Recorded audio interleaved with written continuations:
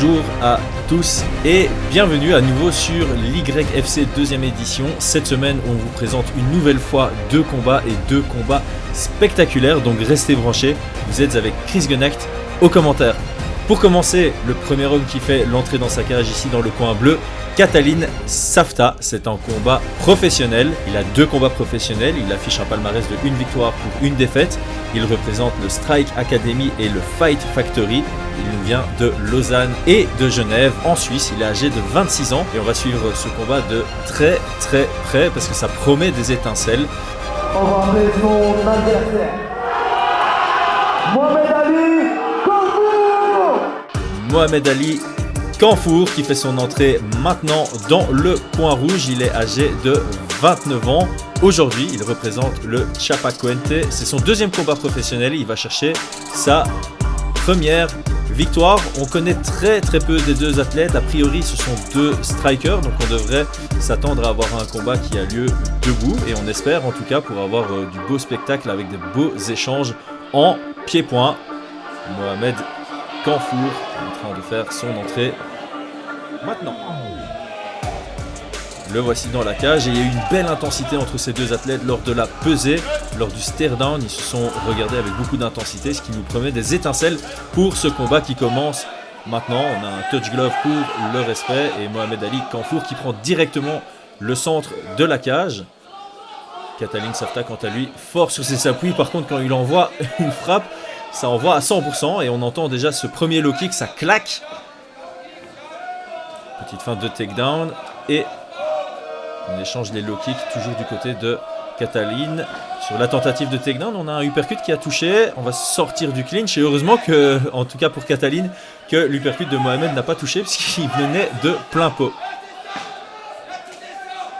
En tout cas, c'est propre techniquement pour l'instant de part et d'autre. Pas vraiment de déchets techniques.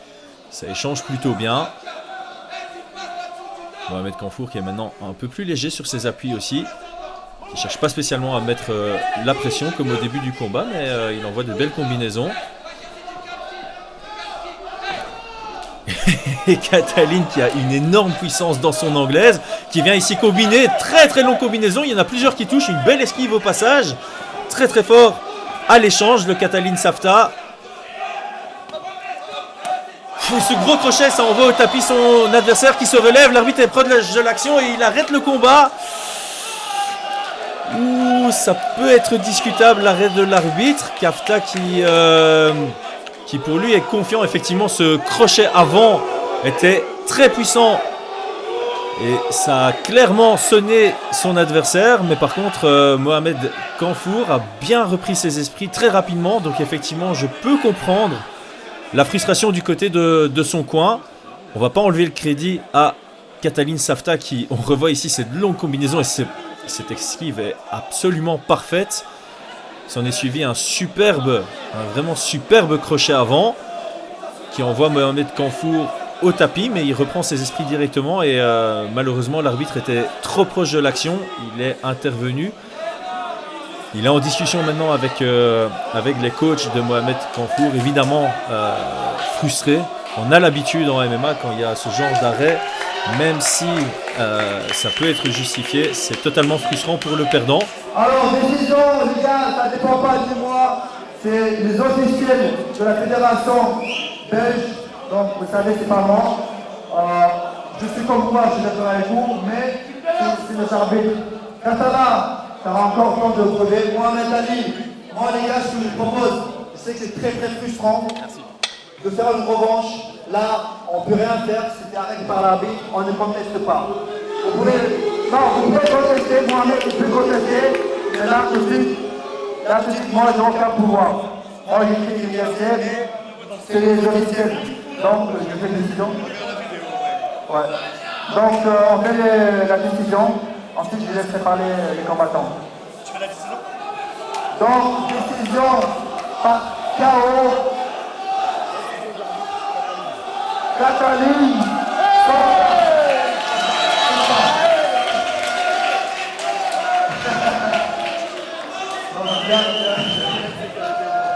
Alors les gars, je suis d'accord avec vous, il n'y a pas de problème, moi aussi j'aurais préféré un bon accord. Il n'y a pas de problème, tiens Catalin. Tiens, le micro. Bonsoir à tout le monde. Faites la boule pour quand même. Les gars, comme je dis hier, je suis pas là pour rigoler. Même si vous donnez 10 ans, je vous prends tous maintenant. Je suis là pour faire des boules. J'ai un objectif. Vous allez me voir moi dans pas longtemps. Ok? Quand je parle quelque chose, je parle pas pour rien. Hier je parlais et aujourd'hui j'ai prouvé. Si vous voulez encore me voir, demandez à ce temps-là. Merci à tous, merci à mon pote Anthony, merci à toute mon équipe. C'est une victoire et une fierté pour mon fils. Merci à tous. Oh. Un combattant très charismatique. On va essayer d'organiser une revanche, les gars. J'ai envie de voir la revanche. Roger Atala, il est prêt, c'est prêt, revanche. Donc les gars, je vais essayer d'organiser une revanche. Parce que c'est un combat qui est très prometteur. Mais c'est comme ça, si les arbitres, les officiels, on aura l'occasion de regarder les vidéos quand ce sera sur YouTube. Mais là, on passe en prochain combat. Et j'espère que vous kiffez cette putain de soirée du KFC. Repartons maintenant sur le deuxième combat qu'on vous propose dans cette vidéo, un combat chez les lightweight entre Anzor Baybatirov qui est en train de faire son entrée pour ses débuts professionnels, qui fera face à Lino Frunzwe. En tout cas, Anzor Baybatirov est fort attendu, il a une grosse expérience en K1 avec un palmarès de 6 victoires pour une défaite et en Muay Thai avec un palmarès de 5 victoires pour une défaite, de l'expérience aussi en judo, donc ça promet des étincelles un peu partout.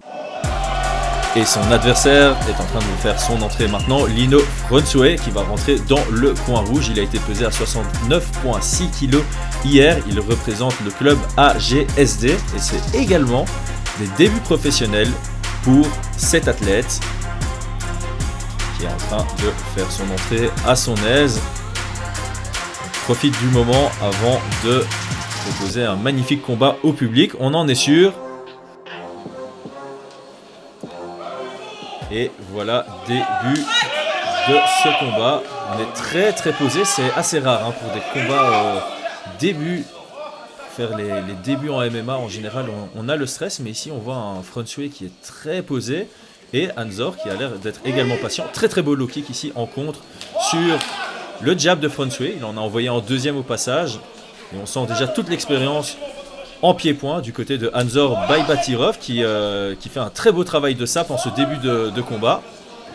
Lino Frunzwe va devoir trouver une solution à ses low kicks parce qu'il ne va pas pouvoir en encaisser 30 comme ça durant la soirée.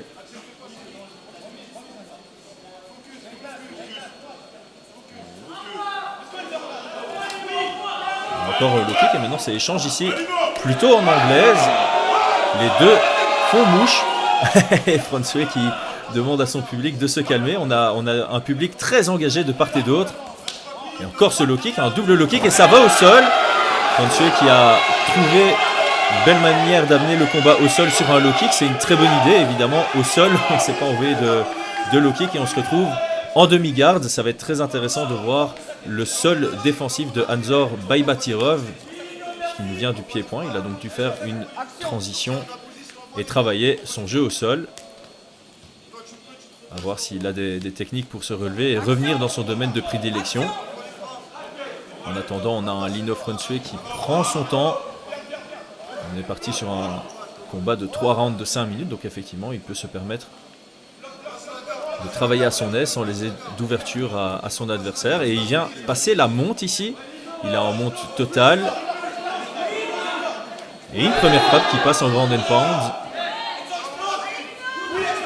Anzor Baybatirov qui essaye de ponter pour créer de l'espace. Pour l'instant, il est plutôt en train d'essayer de neutraliser la position de Lino Frunzwe pour éviter d'encaisser des frappes, de laisser l'adversaire prendre de la distance et envoyer des grosses frappes au sol.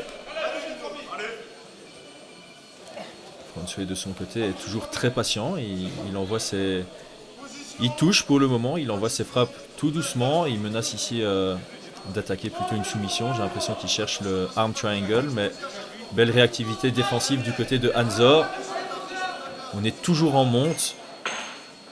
Et effectivement, on est dans une situation où l'arbitre, même si c'est inactif, ne va pas relever l'action, puisque c'est une position très très intéressante en grappling. Et ici, on a une menace très très brève d'étranglement arrière. Et Anzor Baybatirov qui retourne la situation, s'y attendait probablement pas.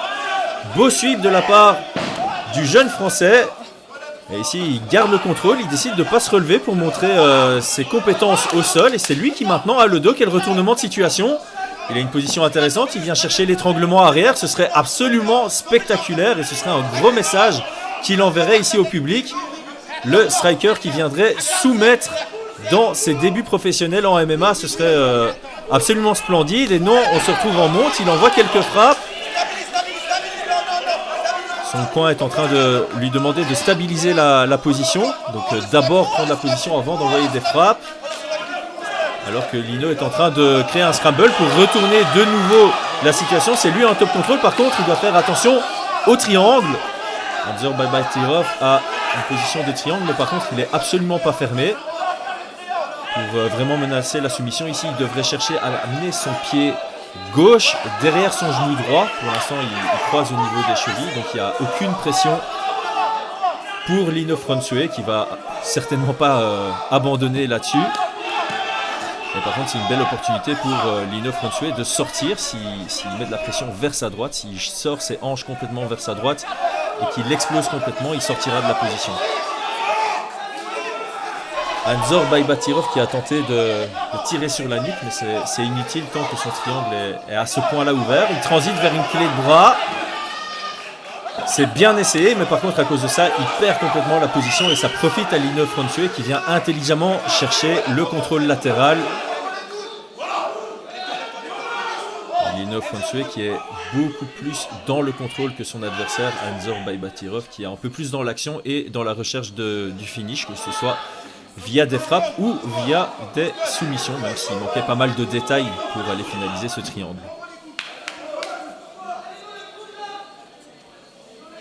Il reste 10 secondes dans ce premier round qui devrait aller à l'avantage d'Anzor Baybatirov au cas où nous irions à la décision. Clairement, aujourd'hui, les critères des juges négligent davantage le contrôle aux dégâts et debout, je pense que c'était assez clair. Anzor Baybatirov a mis plus de dégâts, notamment avec ses low kicks, dont celui-ci qu'on revoit au ralenti. Et au sol, même s'il a eu beaucoup moins de contrôle, quand il a eu la monte, il a envoyé les frappes. Et ici, il y a une tentative de soumission. Ça compte aussi comme de l'effective grappling pour la tentative agressive. Alors que Lino Fronsue était beaucoup plus dans le contrôle. Totalement respectable. Mais aux yeux des juges, ça score beaucoup moins. Deuxième round. On est en tout cas sur un combat très compétitif. Anzor Baybatirov, meilleur debout, a priori. Et Lino Fronsue, plus à l'aise en grappling. On va voir si stratégiquement... Beau front kick au visage pour Lino Fronsue, qui vient contredire ce que je viens de citer. Il a clairement sa place debout face à son adversaire ce soir. Et Anzor Baybatirov, évidemment habitué au pied-point, a probablement utilisé beaucoup d'énergie au sol, donc à voir aussi si son cardio tient la durée. Lino Fronsue a l'air d'être un peu plus actif, mais il encaisse un gros direct ici. Et dans les échanges, on sent quand même qu'il faut rester attentif. Très très beau takedown réactif pour Lino Fronsue, c'est très intelligent de sa part. Il a été patient sur le début du round, il a quand même marqué sa frappe avec son front kick au visage. Il a pris un beau direct. Et donc il a su qu'il devait ramener ce combat au sol à la première opportunité, chose qu'il a fait avec brio. Quel timing sur cet amené au sol. Par contre, on a un Anzor Baybatirov qui ne veut pas se laisser contrôler et qui vient se relever ici à l'aide de la cage. Par contre, Lino Fronsue est dans son dos. Et là, ce qui serait intéressant, c'est de voir Anzor Baybatirov passer son bras gauche pour chercher l'underhook. Et malheureusement, il a fait une prise de risque ici qui n'a pas fonctionné pour lui. Il a tenté le whizzer kick. Encore une fois, ça manquait de détails techniques et du coup, ça profite à Lino Fronsue qui maintenant a le double crochet dans le dos. Et ça, c'est une très très mauvaise position pour Anzor Baybatirov qui continue d'envoyer des frappes. Clairement, Anzor, il est en mode offensif ce soir. La défense, on n'y tient pas compte. La meilleure défense finalement, c'est l'attaque. Mais par contre, à un moment, il va devoir défendre ses tentatives d'étranglement arrière. Même si Lino Fronsue contre la cage, ça va être difficile parce qu'il n'aura pas de levier. pour appliquer la pression qu'il souhaite. Donc je pense que c'est dans son intérêt d'essayer d'un peu de décaler, de sortir son propre dos par rapport à la cage. En tout cas, très bon contrôle jusqu'à présent, mais il n'y a pas vraiment la menace de soumission.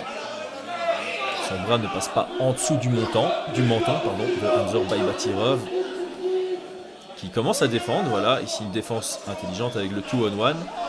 Et on switch de grip, c'est très intelligent de la part de Lino Francois. Et là, on a une vraie menace d'étranglement arrière. C'est pour l'instant bien défendu par Anzor qui vient chercher le bras qui ferme le clapet. Et là, on change d'angle du côté de Anzor Baybatirov. C'est très malin de sa part. Ça va être difficile pour Lino de finaliser la soumission. Par contre, il devrait chercher à prendre la monte à partir d'ici, maintenant qu'il n'a plus l'angle pour l'étranglement. Je pense que c'est ce qu'il cherche à faire. En tout cas, il est plus actif avec les frappes que dans le premier round. Et voilà, il prend la monte totalement. C'est exactement ce qu'il devait faire. Très très bien joué de la part de Lino Francois. Et pour l'instant, on a un combat où les deux athlètes sont en train de montrer d'excellentes compétences, que ce soit debout, en lutte ou au sol.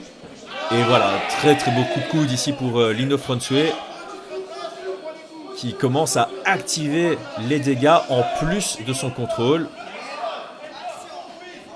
Et on sent peut-être un Anzor Baybatirov qui commence tout doucement à fatiguer, alors que Lino Francois nous paraît encore relativement frais par rapport à tous les efforts qui ont dû être émis depuis le début de ce combat. Et Anzor Baybatirov, malheureusement, qui semble être un peu à court d'idées en termes de technique pour sortir de cette position. Et Francois qui vient du coup appliquer son round and pound et maintenir ce contrôle. Il a un système de jeu très propre. Lino Francois au sol, il vient d'abord chercher le contrôle. C'est son premier objectif et c'est toujours intelligent parce qu'il sait faire tourner en plus dans le premier round. Donc je dirais que c'est même une très belle adaptation stratégique. Et dès qu'il a l'opportunité, il vient envoyer ses frappes pour simplement rendre le round indiscutable. Là, il est clairement à son avantage. Anzor Baybatirov qui a tenté de céder de la cage pour tenter un sweep. Encore une fois, le contrôle de Lino Francois, c'est trop pour son adversaire. Et Lino Francois qui accélère ici, qui envoie quelques frappes. Ça manque de précision. Tentative de arm triangle, c'était bref, bien défendu par Anzor. On est toujours en monte. Et Lino Francois qui bloque très très bien le jeu, qui va probablement continuer à maintenir cette monte tout en essayant de rester actif avec quelques frappes pour envoyer du dégât également. 10 secondes restantes et voilà, Lino Francois qui ouvre de nouveau son jeu et qui vient envoyer des grosses frappes ici pour finir le round en puissance. Et fin de la deuxième reprise, un excellent round pour Lino Francois. Je pense qu'il a trouvé son chemin vers la victoire alors qu'on revoit son front kick. Ici la tentative de high kick de Anzor qui a été bien bloquée par Lino. Et potentiellement un troisième round décisif si ça va à la fin de celui-ci. Et clairement je pense que stratégiquement c'est assez clair. Anzor il va devoir tout donner pour rester debout. Et Lino, à sa première opportunité, il va devoir chercher le sol et essayer d'avoir la même structure, le même dynamisme que dans le deuxième round dans ce dernier. Ouf. Et là par contre c'est un magnifique cross-counter par Lino Francois, c'est-à-dire que Anzor a envoyé un jab, il a désengagé sur le jab, un recul du buste et il est revenu avec un cross, un direct du droit, ça a touché, c'était absolument magnifique. Et là, Anzor qui envoie le tout pour le tout avec ce spinning elbow et deux uppercuts qui touchent. Par contre, c'est lui qui décide de sauter la guillotine. C'était peut-être pas la meilleure chose à faire parce que maintenant, il a Lino Francois dans sa garde. Et si le début du combat est un très bon indicateur, on peut s'attendre à ce que Lino maintienne le contrôle jusqu'à la fin du round. Et ça lui permettrait de l'emporter à la décision. À moins qu'Anzor Baybatirov envoie de gros dégâts d'en dessous comme il est en train de faire là, avec le coude, c'est bien vu de sa part. Et un deuxième coup de coude, en tout cas il a une garde active Anzor. Lino Francois qui quant à lui doit rester actif s'il veut rester au sol puisque sinon l'arbitre va les relever, puisque là on est dans une full garde, c'est pas une position aussi intéressante que la montée et donc un arbitre va moins hésiter à relever l'action s'il manque d'action. Et d'ailleurs, voilà, on a le premier avertissement. En général, ça indique que s'il n'y a pas d'action dans les 20 secondes, on va se retrouver debout. Lino Frunzue qui réagit à l'avertissement de l'arbitre en essayant d'envoyer quelques frappes, mais rien de significatif jusqu'à présent. On est vraiment dans le contrôle. Ici on a un contrôle croisé, c'est bien vu de la part de Lino Frunzue qui avec sa main droite passe derrière le dos de Hansor pour venir contrôler le bras droit de Hansor et ça lui permet de passer la garde. Donc là on est dans une position beaucoup plus intéressante, on est en side control, en contrôle latéral.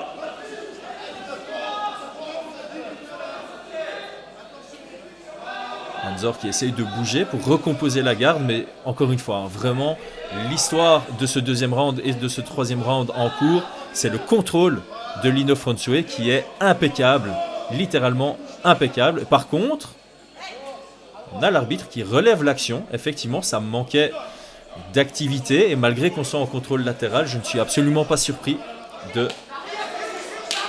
fait qu'on relève le combat. Et on est reparti, donc nouvelle chance pour Hansor peut-être de chercher le KO parce que là, la décision est en train de lui filer entre les doigts et très très beau. Absolument magnifique takedown, de nouveau, c'est amené au sol à un excellent timing, une excellente technique et Hansor Baybatirov ne sait rien faire pour l'arrêter. Et par contre, on devrait voir plus d'activité du côté de Lino Frunzue pour maintenir ce combat au sol alors que Hansor continue d'envoyer des coups de coude et ça marque des points, ça score. Donc Lino va devoir être actif à partir du dessus comme il l'est pour le moment. Hansor qui coûte que coûte reste actif offensivement. Toujours, hein, le côté offensif de Hansor n'est vraiment pas à remettre en question dans ce combat.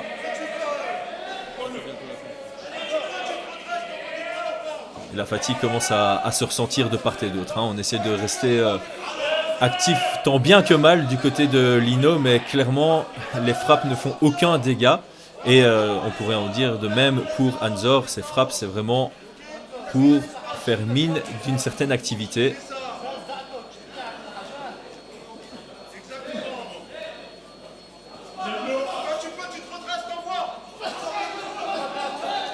Et je pense que la structure de la fin de ce round sera similaire à ce qu'on vient de voir sur cette dernière minute.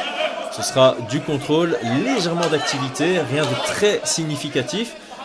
On va appeler ça une performance intelligente du côté de Lino Frunzue qui, malgré un début de combat difficile, a trouvé son chemin vers la victoire et il a réussi à appliquer les compétences techniques qu'il a dans son arsenal pour chercher cette victoire face à un adversaire compliqué et compliqué à gérer, surtout debout.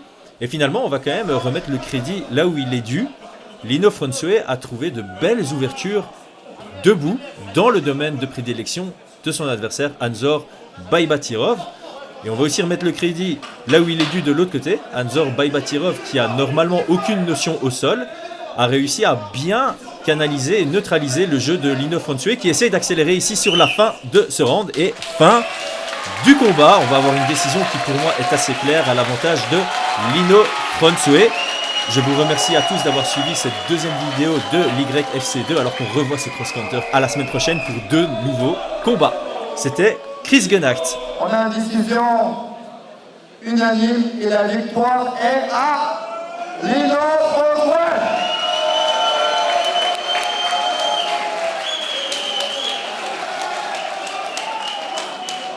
Alors, restez tous les deux ici. Lino d'abord.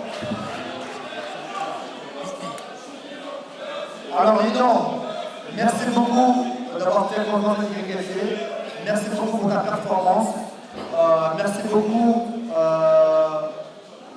Je te remercie, donc je te laisse la parole. C'est 3 minutes de boire.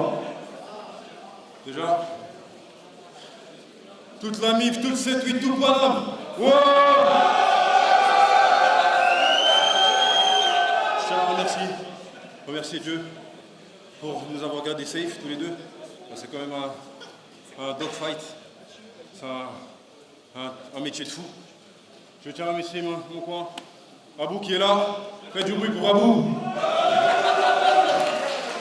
Mon compagnon LR. Toute la famille qui est venue me voir, les amis, tout le monde. Et merci au matchmaker qui a permis que ça puisse se faire.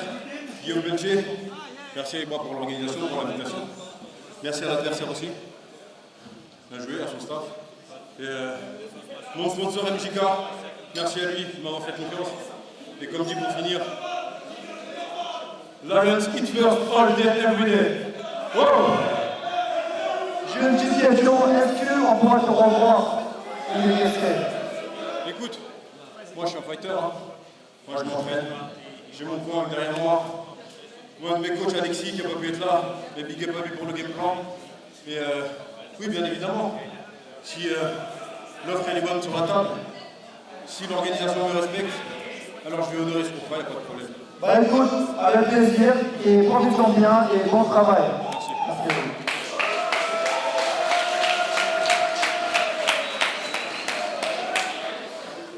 Alors maintenant, je dois dire que l'adversaire n'est pas facile. C'est ce qui a fait que ça a ramené jusqu'à décision. On a vu que tu as donné ton cœur, t'as vraiment donné le meilleur de toi-même. Mais malheureusement, ce n'est pas ton jour. Donc je te laisse la parole. C'est votre conjugué. Bonsoir à tous, merci à tous d'être venus. Je remercie à Paul et Fla d'être venus avec moi. C'est avec eux que je me suis préparé.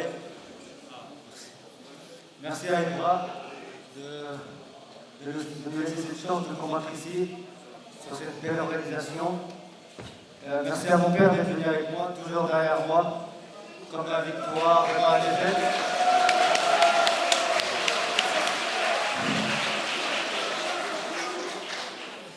Je reviendrai s'il me laisse cette chance de revenir encore plus fort. Et je vous montrerai qu'il n'y aura plus de défaite ici. Comme dans la gagne et dans la défaite, je dirai toujours Alhamdulillah. Des très belles paroles. Encore, je sais que tu es bien venu, prépare-toi et on t'accueille avec plaisir. Merci. Plaisir. Donc voilà les gars, c'était un grand plaisir de vous regarder ce combat. Et là, j'appelle Sam Billet, viens ici, je te laisse la parole et moi je vais en profiter du prochain combat.